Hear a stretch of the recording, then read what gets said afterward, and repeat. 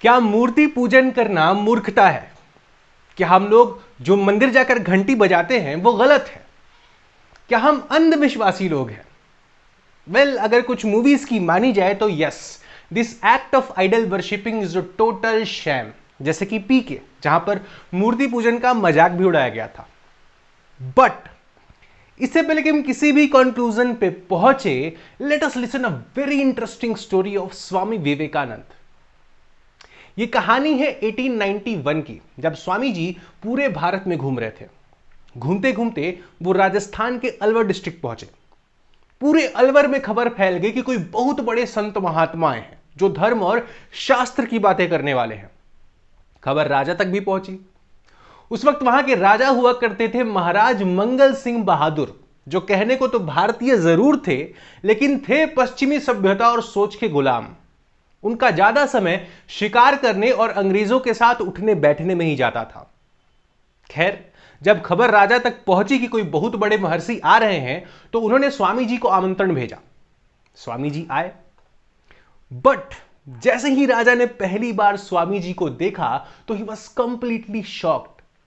He was expecting कि होंगे कोई बहुत बड़े संत महात्मा जो आए होंगे वर्षों बाद तपस्या करके, लेकिन ये तो लड़का है, साधारण सा 29 साल का दिखने वाला लड़का जो धर्म और शास्त्र की बातें कर रहा था।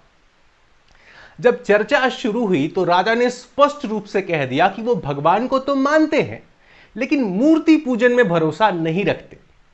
वो एक मिट्टी को भगवान नहीं मान सकते, वो एक मिट्टी को फूल माला नहीं चढ़ा सकते। पहले तो स्वामी जी चुप थे, सब कुछ सुन रहे थे। फिर उन्होंने थोड़ी बहुत कोशिश भी की कि राजा को समझाया जा सके, लेकिन ना, राजा ने कसम खा रखी थी कि ना माना है ना मानेंगे। फिर स्वामी जी उठे, उन्होंने इधर उधर देखा, उनकी नजर एक तस्वीर पर जाकर रुक गई। वो तस्वीर राजा की थी। उन्होंने कहा कि इस तस्वीर को उतारा जाए। मंत्री गया, तस्वीर उतारा। उन्होंने कहा कि अब इस तस्वीर पर थूकिए। Yes, you heard it right, उन्होंने कहा कि इस तस्वीर पर थूकिए। अब मंत्री बेचारा शॉक्ड, उसे कुछ समझ में ही नहीं आ रहा है। वो राजा को देख रहा है, राजा मंत्री को देख रहा है, उसके पास कोई जवाब ही नहीं। स्वामी जी ने कहा, क्या हुआ, आप कुछ बोल क्यों नहीं रहे? तो मंत्री ने कहा कि महाराज, ये मेरे राजा की तस्वीर है और मैं ऐसा पाप अपने सपने में भी नहीं कर सकता। तो स्वामी जी ने कहा, तो क्या हुआ? अगर ये राजा की तस्वीर है तो हुआ क्या? राजा तो नहीं है ना, राजा तो स्वयं आपके सामने खड़े हैं, वो तो सिर्फ एक कागज का टुकड़ा है, तो फिर दिक्कत क्या है?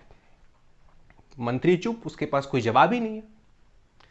फिर स्वामी जी ने राजा की तरफ देखा और कहा कि न तो इस तस्वीर में आप हैं और न ही उस मूर्ति में भगवान, लेकिन जैसे आपके लोग इस तस्वीर में आपको देखते हैं, इस तस्वीर का उतना ही सम्मान करते हैं जितना आपका करते हैं, वैसे ही एक भक्त के लिए उसकी मूर्ति ही उसका भगवान है।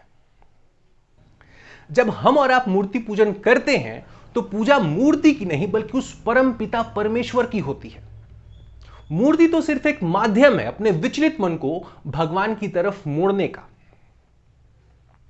तो पॉइंट क्या है सर?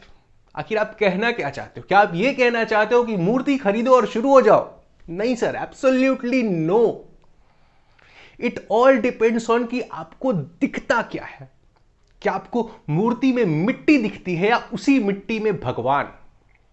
जो भगवान दिख जाए तब तो पूजा करो, और अगर ना दिखे फिर तो सब व्यर्थ है।